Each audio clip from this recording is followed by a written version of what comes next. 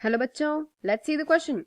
And here the question says that an aqueous solution of NaCl on electrolysis gives hydrogen gaseous, that is H2 gas, then chlorine gaseous and NaOH according to the reaction.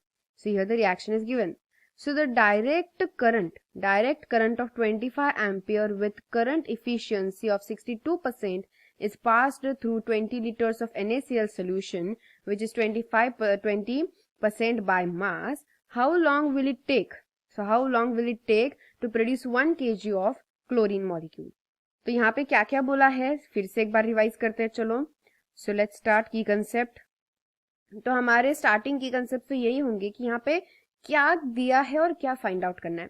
तो यहाँ पे एक reaction given है chlorine का, ठीक है. NaCl का electrolysis है. इलेक्ट्रोलाइसिस प्रोसेस में हमें हाइड्रोजन, क्लोरीन, NaOH सब कुछ मिला है, ठीक है. तो ये जो रिएक्शन है इसमें सब कुछ इन्वॉल्व है.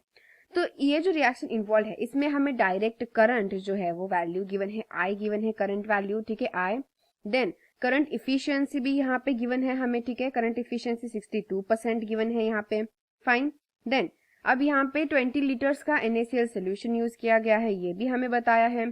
तो हमें 1 kg का जो क्लोरीन मॉलिक्यूल है वो बनाने के लिए कितना टाइम लगेगा ये क्वेश्चन में पूछा गया है.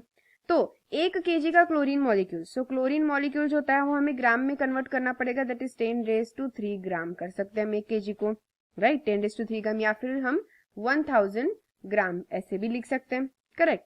तो अब हम यहाँ पे यूज करेंगे फैराडेज लॉ. किसका लॉ यूज करेंगे? फैराडेज लॉ यूज करेंगे. तो फैराडेज लॉ का जो इक्वेशन है उसमें से जो इक्वेशन है वो हम यूज कर सकते हैं, m = ZIT, ठीक है. तो m = ZIT. सो m क्या होता है? Mass deposited at cathode.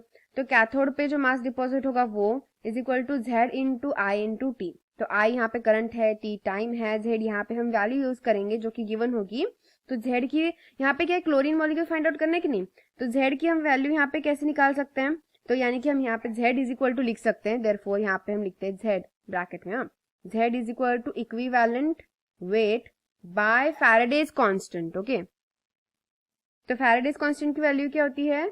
96500. ये फैराडेज कांस्टेंट की वैल्यू होती है. ओके. इसे हम F भी लिख सकते हैं यहाँ पे. F फैराडेज कांस्टेंट की कांस्टेंट वैल्यू होती है. तो यहाँ पे अब हम सब कुछ इक्वेशन में क्या करते हैं? पुटअप करते हैं. So let's start. तो M जो है यहाँ पे M क्या है? मास गिवन है 10⁻³ या फिर 1000 भी लिख सकते हैं हम. 1000 इज इक्वल टू Z की वैल्यू जो है क्या है हमारे पास? Z की वैल्यू इक्विवेलेंट वेट क्या है क्लोरीन का? यहाँ पे लिखते हैं 35, करेक्ट, 35.5. देन डिवाइडेड बाय जो फैराडेज कांस्टेंट होगा 96500. देन I करंट क्या गिवन है हमारे पास? यहाँ पे करंट है 25, करेक्ट, 25 एम्पियर में गिवन है करंट. तो यहाँ पे T जो टाइम होगा तो करंट एम्पियर गिवन है यहाँ पे, करेक्ट, फाइंड आउट. सो अब यहाँ पे क्या गिवन है? 62% इफिशियंसी गिवन है यहाँ पे. सो 62% इफिशियंसी का मतलब हम यहाँ पे क्या लिखते हैं? 62/100 यहाँ पे लिख सकते हैं, या फिर 0.62 भी लिख सकते हो. देन टाइम इनटू टाइम करेंगे हम यहाँ पे. फाइन. सो अब यहाँ पे हम ओवरऑल कैलकुलेशन करते हैं. तो ओवरऑल कैलकुलेशन करने के बाद हमें टी की वैल्यू यानी कि टाइम की वैल्यू मिलेगी. एंड टाइम की वैल्यू यहाँ पे ओवरऑल कैलकुलेशन के बाद हमें क्या मिलेगी? 175,374.83 सेकंड्स. ओके. यानी कि देयरफॉर और rather we can say time is equal to hours में अगर हम कन्वर्ट करेंगे तो 48.71 आवर्स. आवर्स में ये वैल्यू है, घंटों में, ठीक है. यानी कि सेकंड्स में भी हम यहाँ पे वैल्यू लिख सकते हैं. सेकंड्स में वैल्यू भी लिखी हुई है हमने यहाँ पे. This is the time in seconds and this is the time in hours, ठीक है.